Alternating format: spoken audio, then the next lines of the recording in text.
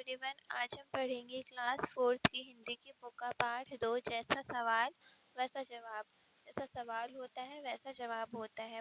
तो देखो इसमें क्या होता है।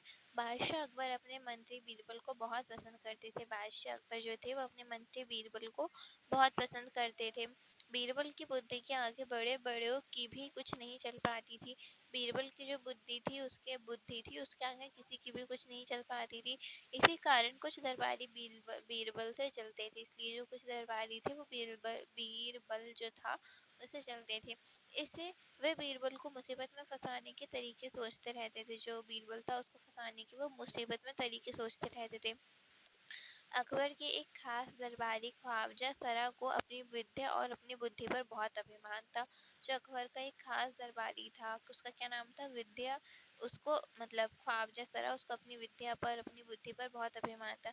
बीरबल को तो वह अपने सामने नीरा बालक और मूर्ख समझते थे। बीरबल को वह अपने सामने क्या समझते थे, नीरा बालक और मूर्ख समझते थे। लेकिन अपने ही मानने से तो कुछ होता नहीं है। लेकिन खुद के मानने से तो कुछ होता नहीं है। दरबार में बीरबल को ही तूती बोलते और ख्वाजा साहब की बातें ऐसी लगती थी जैसे नक्कर खाने में तूती की आवाज़। तो दरबार में बीरबल को ही वो तूती मतलब ऐसे तूते बोलते थे और ख्वाजा साहब की बातें तो ऐसी लगती थी जैसे नक्कर खाने में तूती की आवाज़। ख्वाजा साहब की चलती तो वे बीरबल को हिंदुस्तान से निकलवा देते, लेकिन निकलवाते कैसे। ख्वाजा साहब जो थे वो देखो बहुत जलते थे बीरबल से। तो वो हमेशा बीरबल को हिंदुस्तान से निकलवाने की सोचते अगर उनकी चलती तो, लेकिन निकलवाते कैसे, नहीं निकलवा सकते थे। एक दिन ख्वाजा ने बीरबल को मूर्ख साबित करने के लिए बहुत सोच विचार कर कुछ मुश्किल प्रश्न सोच लिए। एक दिन उनने बीरबल को मूर्ख साबित करने के लिए बहुत से ऐसे क्वेश्चंस थे जो टफ थे वो सोचे। उनको विश्वास था कि बादशाह के उन प्रश्नों को सुनकर बीरबल के छक्के छूट जाएंगे। उनको पूरा विश्वास था कि बीरबल ऐसे सवाल सुनकर जवाब नहीं दे पाएगा।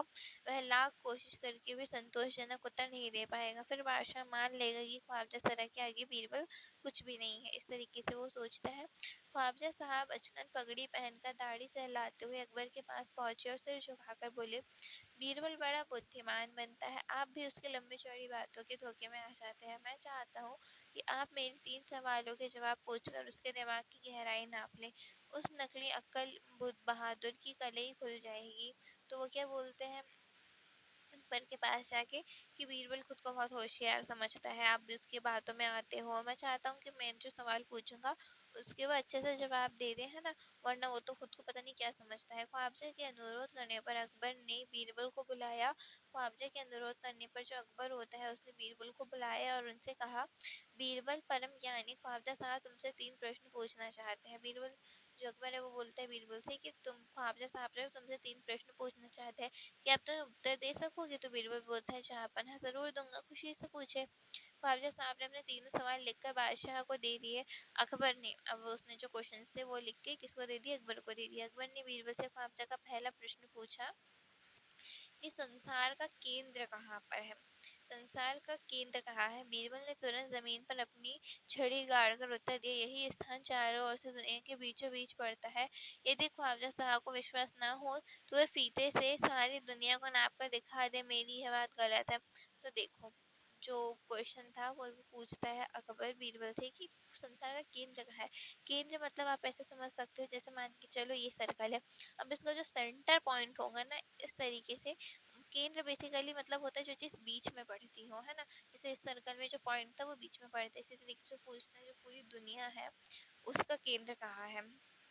तो बीरबल क्या करता है, अपनी जो छड़ी है उसको ज़मीन पे गाड़ता है और बोलता है यही जो स्थान है वो चारों ओर से बीच में है। अगर विश्वास नहीं है तो नाप कर देख ले। ऐसा वो आंसर देता है। कैसे नाप सकता है भाई वो। अकबर ने दूसरा प्रश्न किया, आकाश में कितने तारे हैं। जो आकाश है उसमें कितने तारे होते हैं।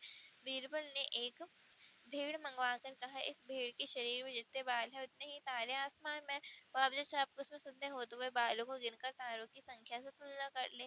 वो इस तरीके से बोलता है। क्वेश्चन जब पूछते हैं कि आकाश में कितने तारे हैं तो भेड़ लाता है और बोलता है इसकी भेड़ पर जितने बाल होते हैं आकाश में तारे हैं। अगर विश्वास नहीं हो तो तोल कर, नहीं मतलब ऐसा गिन कर देख लो, ठीक है, तुलना। हाँ, तो अब अकबर ने तीसरा सवाल किया, संसार की आबादी कितनी है।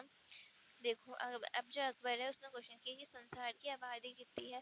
बीरबल ने कहा जापना संसार की आबादी पल पल पर घटती बढ़ती रहती है, क्योंकि हर पल लोगों का जीना मरना लगा रहता है।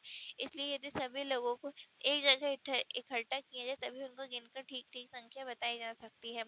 बादशाह तो बीरबल के उत्तरों से संतुष्ट हो गया। अब ये क्या लास्ट का क्या बोला कि अब आबादी कितनी मतलब पॉपुलेशन कितनी है तो गिन नहीं सकते, उस टाइप पे नहीं गिन सकते होंगे, इसलिए उनने बोला था कि जितने भी लोग हैं उन सबको एक कतार में खड़ा कर दीजिए तो बोल सकते हैं कि क्या बोलते इतनी आबादी होगी।